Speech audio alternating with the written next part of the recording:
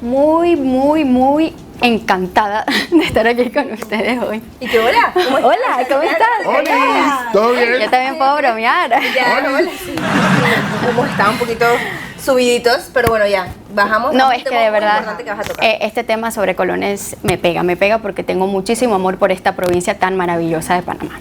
Bueno, mi gente, hoy vamos a hablar acerca de un tema que para mí tiene un tinte demasiado sensible y personal, ya que yo soy una madre TEA. Tengo un hijo con el espectro con autismo y quisiera primero definirles un poco sobre qué es el autismo y contarles mi experiencia como madre. Así que haré yo también como la vez de invitada aquí para que ustedes se identifiquen conmigo y vean que esto nos pasa a muchos. Bueno, ¿qué es el espectro autista? Es un síndrome neurobiológico. Las causas realmente hasta ahora la ciencia nos ha podido comprobar que viene de componentes genéticos, algunos factores ambientales, pero si hablamos de factores ambientales entraríamos como en un debate científico. Algunos dicen que por las vacunas, otros que no. En realidad los padres, más que buscar explicaciones, tenemos que remitirnos a los hechos y a la realidad en las que vivimos. ¿Cómo sé yo que mi hijo tiene autismo?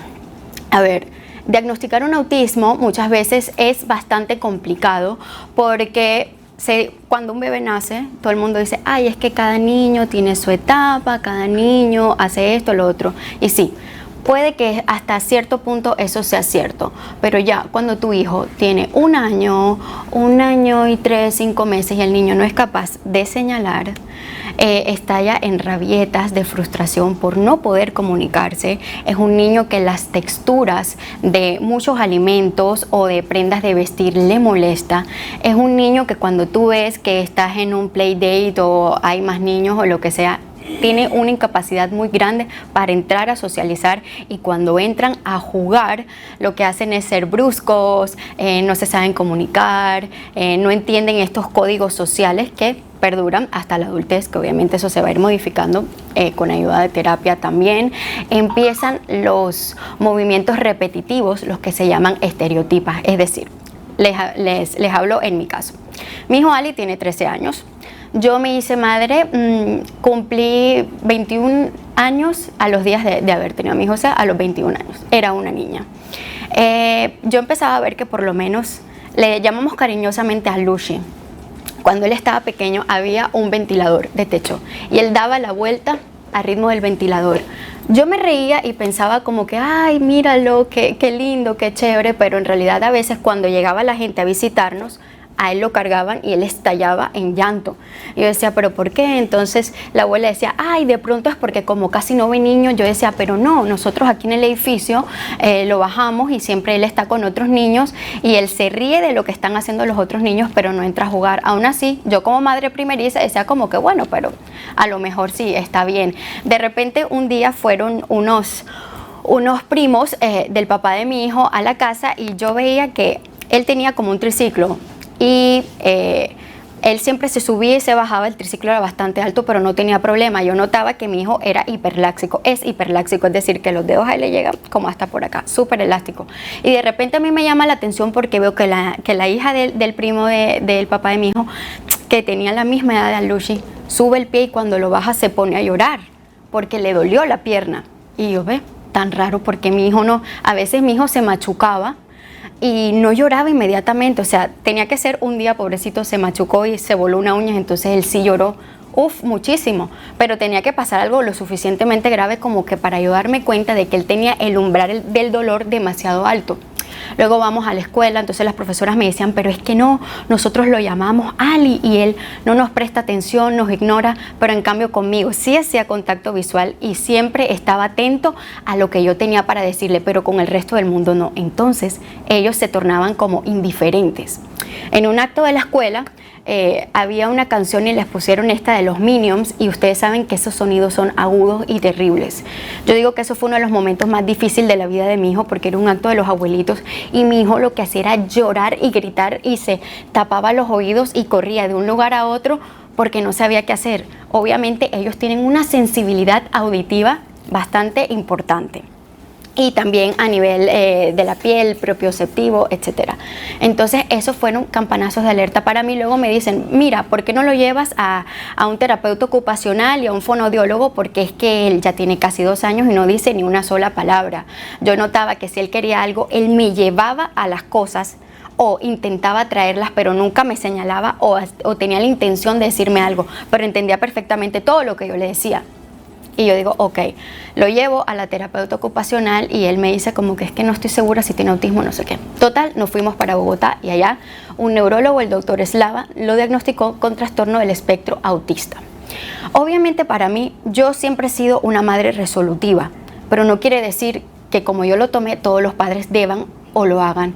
Y yo decidí abrirle las puertas de la inclusión a mi hijo, porque luego de este largo camino, fuimos entonces al neurólogo, empezamos con terapia ABA, habían días, eran todos los días durante varios años, terapias de hasta 4 horas pasando de terapeuta en terapeuta, y a veces cuando yo le decía, papi, vamos a terapia, él lloraba porque estaba cansado.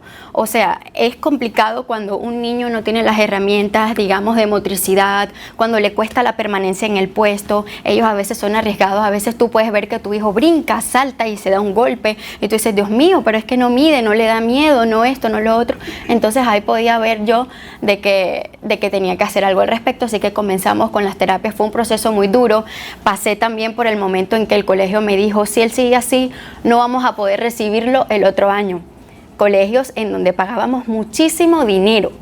Y esto es, digamos, que una queja no solamente contra Colombia o Panamá, sino de Latinoamérica. No hay inclusión verdadera. Muchos colegios le exigen a los padres que los niños tengan una sombra o una tutora. Hay muchos padres que no tienen la capacidad económica para eso. Entonces, ¿qué hago yo como papá? A lo mejor no tengo la capacidad económica o no encuentro una persona que cumpla con esta función para que mi hijo tenga el derecho de estar en un aula. ¿Cómo es que en Latinoamérica seguimos pagando colegios caros y nuestros hijos no reciben la educación necesaria? Se habla mucho de inclusión, se quieren incluir muchísimas cosas, pero a las personas neurodiversas realmente es que muy poca o ninguna inclusión hay al respecto. Quiero pasar de paso para agradecer al sistema de migración aquí en Panamá, porque cada vez que hemos ido a hacer nuestros documentos y todo, han sido demasiado empáticos con nosotros, nos han hecho pasar a tiempo y todo, porque entienden y comprenden de que las personas neurodiversas les cuesta muchísimo esperar turnos, lugares que están extremadamente llenos, como también me he encontrado con intolerancia de personas que digo, mira, pero es que él tiene autismo. No importa, tiene que esperar. O sea, no es cuestión de que tengamos que esperar. Consulta, que tengo una dudita. ¿A qué edad llevaste o sea, a qué edad te diste cuenta? ¿A qué edad tenía él cuando tú te diste cuenta? O no es que no, porque tú no lo diagnosticaste, obviamente, pero sí notaste como esas red flags, porque esas son banderas rojas, que tú ves el comportamiento no era normal. ¿A qué edad tenía tu peque cuando a él lo diagnosticaron ya a los 2 años, porque sabíamos que... A los 2 años. Sí, ya sabíamos que esto... Hay niños que los diagnostican antes, otros que después, pero aquí lo importante es esto. Miren, les hago un llamado a los papás. Es complicado. ¿Sabían ustedes que los papás que tenemos hijos con autismo somos muchísimo más propensos a desarrollar ansiedad? Porque claro, todos los niveles de autismo son distintos, los niveles de necesidad. Y a veces de repente digo, ok, bueno, hay autismo, vamos a llevarlo igual a una fiesta o un cumpleaños, y vemos que nuestros hijos se comportan atípicamente. O sea, uno tiene en su cabeza como que, bueno, vamos a llevarlo a una fiesta, entonces él se va a meter en la piñata, va a comer torta, no sé qué, no, y de repente tu hijo está dando vueltas o está gritando por toda la fiesta y tú te sientes mal como padre. En realidad, una de las primeras cosas que tenemos que saber es que no pretendamos que nuestros hijos actúen como los demás hijos. Tenemos hijos neurodiversos, ellos son diferentes y eso es maravilloso porque tienen una capacidad de percepción y de aprendizaje totalmente distinta que nos va a ayudar a nosotros. Obviamente la intervención terapéutica, darle la mejor alimentación que podamos, porque independientemente que haya una neurodiversidad o no, entre tú mejor comes, pues mejor vas a funcionar. Sé que eso se dificulta mucho cuando no hay los medios, cuando no puedo de repente comprar cosas muy orgánicas, cuando no puedo reemplazar ciertas harinas. Hoy día el gluten está inflamando y haciéndole mal a todo el mundo. No puedo yo atreverme a decir que todos los niños con autismo son celíacos, pero sí que es verdad que influye mucho cuando disminuimos la ingesta de gluten, de chocolate. Eso también es súper importante. Shahira, quería consultarte algo. ¿Qué diferencia hay? ¿Cómo uno puede diferenciar, cuando es el tema de autismo y el tema de TDAH? Creo que hay personas que creen que que estos son síntomas similares, pero realmente se diagnostican de otra forma. ¿Qué sabes sobre esto? Cuéntanos un poco. Bueno, es que los comportamientos pueden parecerse, ¿verdad? Porque hay niños autistas que son, digamos, desordenados, ¿no? Empiezan una cosa, terminan la otra, y otros que son demasiado perfeccionistas como el mío, que cualquier cosa está arreglándolo, componiéndolo. Entonces, para nosotros poder salir de dudas de esto, sobre la dificultad o la intolerancia que a lo mejor podamos percibir de que nuestros hijos o con autismo o con TDAH lleguen a la casa como que mis amigos no quieren sentarse conmigo, todos juegan brusco en estos dos casos, ¿no? Entonces, la mayoría, otros de verdad que no se atreven, no pueden. Shahira, una consulta, es que hay tanta información importante y de seguro Sí. hay muchas mamás panameñas que están conectando con este tema. Imagínate, 1 de cada 100 niños a nivel mundial tienen este trastorno del espectro autista. En Estados Unidos 1 de 36, ¿cuánto habrán en Panamá? Entonces es algo un poco complicado porque uno como madre, cuando ves algunas características como la que tú indicas, que el niño no hace contacto visual o a la hora de socializar desde muy chiquito, es un poco complicado entender. Y cuando vas a andar un especialista, tienden a omitir esas cosas o lo pueden diagnosticar antes de tiempo. O sea, tú como madre con esta experiencia, a las madres panameñas que te están escuchando, ¿cuál crees tú que sería el primer paso que deben hacer y desde qué edad crees que pueden empezar a actuar con esto? Bueno, mira, cuando ya nuestro bebecito, incluso a veces ellos tienen dificultades para gatear. El mío gateó una semana antes de caminar, o sea, él tenía 1 año, entonces gateaba súper. Y es más, le puse terapeuta terapeuta física, y ella me decía, no, es que él sabe gatear, pero le da flojera. Yo le creí porque era inexperta. Entonces, no, o sea, si yo estoy viendo que de repente hay bebés a mi alrededor que están haciendo todos en conjunto, están teniendo los mismos avances o las mismas, y mi hijo no te sientas mal. En lugar de eso, busca ayuda. La donde primero tenemos que ir es a un neurólogo. El enfoque para trabajar el autismo es diferente en algunos casos. Entonces, no me voy a dejar llevar de que, ay, vi en Instagram, vi en TikTok, o fulanita le pasó, le estoy dando esto, le estoy dando lo otro. No caigamos en la desinformación y en la ansiedad del diagnóstico, porque eso es lo peor que podemos hacer. Tu hijo ha tenido un diagnóstico con autismo, ve directamente con su neurólogo y que él te indique a dónde tiene que ir. No estemos improvisando, dándoles medicamentos, quitando alimentos, poniendo, no caigamos en eso. Y nosotros como padres no. A veces uno dice, bueno, autismo, el mundo se cae, se desploma, porque claro, o sea, hay autismos que son más difíciles, digamos, de darle el manejo que otros. Hay autistas que son funcionales, pero no son verbales, como es el caso de mi hijo, como hay niños que tienen autismo clásico, que los padres sienten que igual no reciben afecto, que no entienden absolutamente nada, que son agresivos. En realidad ellos no son agresivos porque quieren hacerte daño. Recurren a la agresividad porque el entorno les hace sentirse incómodos. A veces hasta la temperatura puede exacerbarlos, y como no saben decir tengo frío o tengo hambre o me pasa esto, recurren a la agresividad o autolesionarse. Si tú ves que tu bebé siempre tiende a hacer así o de repente hacer un mismo sonido todo el tiempo, está estereotipando, esos son sonidos onomatopeicos, eso no tiene ninguna intención comunicativa. Entonces, un claro signo de que ahí hay una neurodiversidad. Sorry, pero tengo muchas preguntas. Claro. Porque es muy importante saber este tema. ¿Qué niveles hay? Porque tengo entendido que hay niveles de autismo. Entonces, ¿cuál es la diferencia de eso? ¿Cuál es el nivel 1, si es el más bajo? El nivel 1, ¿qué tiene la diferencia del nivel 4? O no sé cuántos niveles hay. Yo tengo entendido que creo que son 4, si no me equivoco. No sé. Corrígeme los niveles y cuál es la diferencia de todos. Mira que a lo largo del tiempo se ha ido como que desmitificando un poquito eso, porque yo lo abordaría más bien sobre las necesidades. Se dice autismo clásico cuando es un autismo altamente severo. Al principio nosotros nos dijeron, oye, no, él tiene Asperger, y yo decía, ay, tiene Asperger, entonces no es autista. Sí, es autista. El Asperger está dentro del espectro autista. ¿Por qué? Porque pasaba que por lo menos, mi hijo bebé lloraba cuando lo cargaba, pero ellos van creciendo, obviamente van madurando, y mi hijo le fascina una pachanga, es súper sociable, es espectacular. Ustedes saben, a veces cuando vamos a los moles, de repente hay estas bandas que están tocando música navideña, y vean qué complejo es, porque si al lado de él detonan el primer tambor, él se va a alterar muchísimo y se va a asustar. Pero si él está en una parte, pero si él ve que viene el tambor, él se pone a bailar. ¿Y cómo es el baile de mi hijo? Es así. Y entonces, y yo lo dejo y yo lo hago igual que él. La gente te va a mirar. Si tu hijo tiene una pataleta horrible en el mall, las primeras veces me daba vergüenza. Yo lloraba con él porque no sabía qué hacer. A ver, que yo era una niña y esto era súper complicado. Una vez estábamos sentados en el piso, él estaba súper bebé, y una señora me dice, eso es porque no saben educar a sus hijos. Y yo obviamente no me contuve y le respondí bien, bastante feíto, porque tengo una gran capacidad para eso también. Pero luego también uno va madurando y uno va entendiendo de que la gente habla desde muchas veces el desconocimiento. No se molesten si una persona a veces les pregunta por su hijo. Hay señoras que me preguntan, ¿y tu hijo ya se curó? ¿Ya no está enfermo? Y otra amiga me decía, dizque, oye, pero ¿tú cómo vas a aceptar que te digan que tu hijo está enfermo? Pero ella está preguntando, ella quiere saber. No es la terminología, pero todo el que quiera aprender sobre autismo, no tengamos esa predisposición. Eso sí. Porque nos quedamos como que... Exacto. Aquí nos están preguntando que muchas veces eso se hereda del gen masculino, bueno, hay estudios que demuestran que es así, pero como les digo, la ciencia va avanzando todo el tiempo. Lo que sí es seguro es que el autismo se da 4% más en hombres que en mujeres, así que cuando se da en mujeres, la necesidad es muchísimo más profunda. O sea, básicamente sería como que en las mujeres es más fuerte que en los varones. Entonces sí, hay que tener en cuenta esto. Miren, ustedes tienen que entender que cuando uno recibe un hijo con autismo, la maternidad y la paternidad no va a ser lo mismo. ¿Por qué? Porque nosotros también desarrollamos habilidades. Yo con mi hijo me comunico, nos miramos, él conoce mi lenguaje corporal, yo conozco el suyo, le digo, dime mamá, y me dice, o sea, no le mete voz, pero él sabe que yo soy mamá.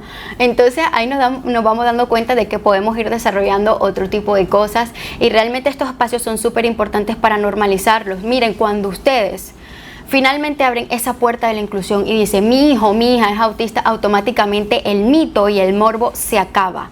¿Por qué? Porque cuando tú lo llevas a un cumpleaños, cuando tú lo llevas a una escuela, cuando tú lo llevas a cualquier parte, la gente no va a estar pendiente como que, mira, el hijo de fulanita. Sí, yo sí creo que tiene algo. A mí me parece que tiene algo, porque mira cómo hacen los demás. Tú dices, no, mi hijo es autista y ya está. Yahira, esa parte es súper importante. O sea, tú como madre, a la hora de que tú necesitas integrar a tu hijo con otros, o sea, aparte de que las otras personas, tú dices, yo llego al cumpleaños o a donde yo voy y yo digo claramente cuál es la condición de mi hijo, pero hay algo que tú puedas decirle a tu hijo en el momento, ellos llegan a como a conectar con esa información de cómo manejarse con otros niños. Todo el mundo ya sabe. Yo vengo de la comunidad árabe, eso no es un secreto, así que todo el mundo en la comunidad de todas partes de Latinoamérica y el Líbano saben que mi hijo es autista. El hijo de Yahira es autista, y está perfecto. Él no, la verdad es que yo lo llevo normal, de repente, claro, yo lo dejo verla y lo dejo ser, pero ya cuando está estereotipando mucho, ahora tenemos un estereotipo, es que esto es chévere porque quitamos una, aparece otra, y así sucesivamente. Ahora es él, se pega en el pecho, yo, baja la mano, Lucy, lo miro o hago, y entonces ya él sabe que es que tiene que bajar la mano, y así. Si no es eso, es los sonidos onomatopéicos, yo, silencio, por favor. Hay papás que se llenan de ansiedad por eso, y si a veces son tan repetitivos, por luego tú dices, ¿qué comió hoy? Hoy se comió un dulce, o comió esto, o comió lo otro, entonces está más irritante. Y una preguntita que es tan importante, ¿qué consejo tú le darías a las mamás que tienen un niño con esta condición, que no lo saben, que no tienen las herramientas, que no tienen los recursos para poder optar por este tipo de tratamientos? ¿Qué herramientas le darías a ella para sobrellevar esto cuando van a un mall, cuando van a un espacio público, cuando van a socializar, para que ellas puedan hacer entender a los demás de la condición de su hijo? ¿Cómo las podemos empoderar? ¿Qué información tú le darías a esas mamás? Bueno, primeramente, la gente no tiene que entender. Simplemente tú estás avisando, por lo menos si alguien te pregunta, no es que va a ir con un cartel rotulador diciendo mi hijo es autista, mi hijo no sé qué, no se comporta diferente. La gente siempre va a mirar, acostúmbrese a las miradas. Pataletas van a ver, claro, por supuesto que van a ver. Es absolutamente normal, va pasando. Yo ahora tengo un adolescente, hace unos días estábamos en el mall y él está bastante irritado porque ni él sabía qué era lo que quería, y ya yo venía que se iba a venir la pataleta. Entonces yo le decía, Alicia, por favor, cálmate. Entonces él estaba, no podía, y yo, no te vayas a morder el suéter, cálmate. Entonces ahí es cuando uno aprende a decidir. Tienes que elegir tus batallas. Si tú sabes que tu hijo está irritado, vete para la casa o vete para un lugar en donde él pueda estar tranquilo, y luego ya se le pasa. ¿Por qué? Porque a veces es tanta la información que ellos no saben cómo abordarla, y sumámosle a eso la adolescencia, ese momento de efervescencia hormonal, de que ni somos niños ni somos adultos, y ellos obviamente a nivel psicológico siempre van a ser más inmaduros. Mi hijo escucha La Granja de Zenón todavía, pero también te puede estar escuchando ABBA porque es ecléctico con la música igual que la mamá. Entonces, no importa, no pasa nada. Entonces, si nosotros veamos, por lo menos no vayamos tan lejos. La revelación de sexo de NECA fue el fin de semana. Contaba con ayuda, pero la señora me dijo, señora, no puedo ir. Yo sabía que era a las 4 y yo decía, eso no va a ser enseguida. Él puede acompañarme un rato, pero finalmente la situación se dio y la revelación fue casi en la noche, ¿verdad, NECA? Sí. Entonces él no hubiese aguantado todo ese tiempo. No me lo hubiese aguantado, se hubiese incomodado. Entonces ahí es cuando uno como padre responsable dice, no voy a exponer al niño a eso, no conoce a ninguna de las personas, él le encanta el alboroto, la bulla y no sé qué, pero ¿hasta por cuánto tiempo? Entonces uno conoce y hay cosas a las que no puedes asistir, que no puedes cosas que no puedes hacer, por supuesto, y hay personas que no lo conocen y a lo mejor no lo entenderían, y a mí realmente a estas alturas de la vida no me preocupa que la gente me quede mirando, o a veces pasa que tenemos que hacer cosas bien específicas y bien rutinarias para que él esté tranquilo. Por lo menos vamos a un mall, yo sé que habrá gente que se burlará o me criticará porque siempre estoy en el mismo restaurante que él se coma la misma cosa. Una vez que yo le doy ese estímulo a él, yo puedo hacer lo que quiera en el mall y me puedo demorar lo que yo quiera, pero donde yo entre al mall y no lo lleve al spot que a él le gusta, él va a estar incómodo. Entonces tenemos que aprender a conocer a nuestros hijos. No se trata de que darle lo que él quiera, yo lo estoy exponiendo a los estímulos externos, pero también le estoy dando la oportunidad de que él se incluya en la sociedad. Entonces, mi consejo para ustedes, padres, es: no se les está acabando la vida, va a ser complicado, va a ser un camino de subidas y bajadas, pero créanme que maternar, paternar con un hijo neurodiverso es lo mejor que nos puede pasar. Yo siempre voy a ser y ser la voz de mi hijo. Como les digo, él no habla, ¿no? Es un niño no verbal, y aquí está su mamá siempre para dar la cara por él y hablar sobre todo lo que tenga que ver con autismo. Recuerden que puede siempre comunicarse con nosotros y no le tengan miedo a este diagnóstico, que un diagnóstico no es una sentencia. Y recordemos siempre que la salud mental es que sin salud mental ¿Tú guías a las mamás para saber si se pueden comunicar contigo, si están pasando por la misma situación? Pueden escribirnos por Instagram, pueden llamarnos aquí en el transcurso del programa. Hay muchas fundaciones también aquí en Panamá que están visibilizando el autismo. Supe McDonald que tiene un área para niños neurodiversos, que también me parece fabuloso y genial, y que sigan existiendo todas estas iniciativas. Así que recuerden, mi gente bonita, que la salud mental no es para gente loca, sino para gente valiente. Mi nombre es Shahira Kadura Formayor y me encantó estar con ustedes el día de hoy. Oye, tema interesante, la verdad es que excelente. Todos estuvimos bien pendientes, porque es algo que no se aborda y no se habla bien, y hay muchas personas que no saben y que tienen sus hijos y no pasan por esto y sencillamente no se informan y no pasa tengan miedo, no sientan pena. Ustedes son los que le abren la puerta de la inclusión a sus hijos. Tómense su tiempo, sé que no es fácil, sé que muchas veces uno puede llorar y pasarla mal por algunos momentos, pero realmente que todo pasa, y a medida que ellos van creciendo, en la mayoría de los casos uno también va teniendo tranquilidad y va teniendo ese espacio para uno como ser humano, para poderse desarrollar, para poder trabajar y para hacer sus cosas. Entonces de verdad, muchísimas gracias por esta información tan importante. Mucha información. Vamos a un cambio comercial y regresamos. Gracias.